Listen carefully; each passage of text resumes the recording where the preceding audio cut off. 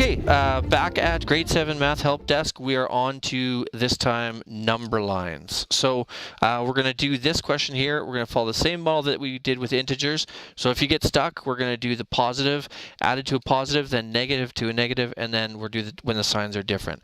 So here we have a positive 3 and a positive 6. Positive 3 and a positive 6 is like 2 paydays. So the number is going to be bigger than both of these, and it's going to be a positive 6 plus 3 is 9, positive 9.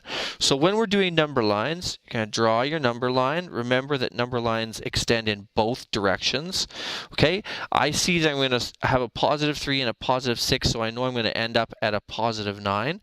I'm going to put my 0 right about here, and I always put one integer on the other side, regardless of which way my number line goes, just so I remember that to the left is always negative and to the right is always positive. So I'm now going to label my first number here. I'm going to go positive 1, positive 2, and positive 3.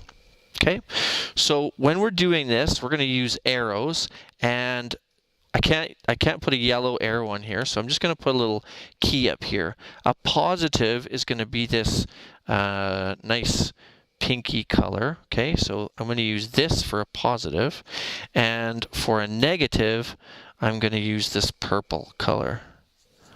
And I hope that you can see the difference between those fairly clearly.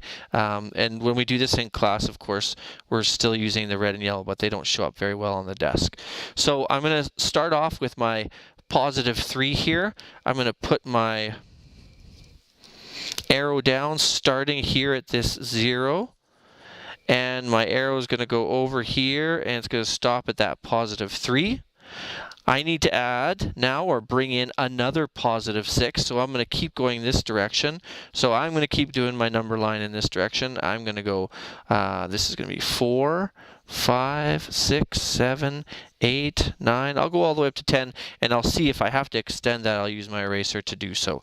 Okay, I also maybe would like to just put a little positive 3 on here to make sure that I remember what I'm doing.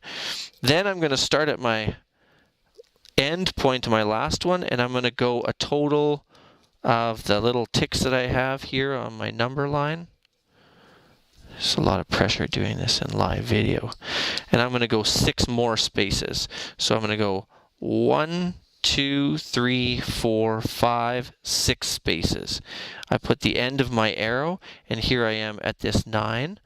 Okay, so what that means is that when I take a positive 3 and a positive 9, and I put them together on a number line, it takes me on this wonderful journey all the way over here to this 9. Okay, so when you're doing this in your math, it'll take some time to get used to how to tell where the number line should go. Should it go to the positive side or to the negative side? But practice will get you there, and the more times you do it, the quicker you'll get with it, okay? So make sure that when you're doing this, that you have the arrows pointing in the direction that you're going. So positives go this way, negatives will go that way. You put this little number on here, and that you identify where you've stopped. And also make sure that your answer here, okay, matches your math answer. If there's a difference there, something went wrong, go back, double check your work, and make sure that you know what's going on.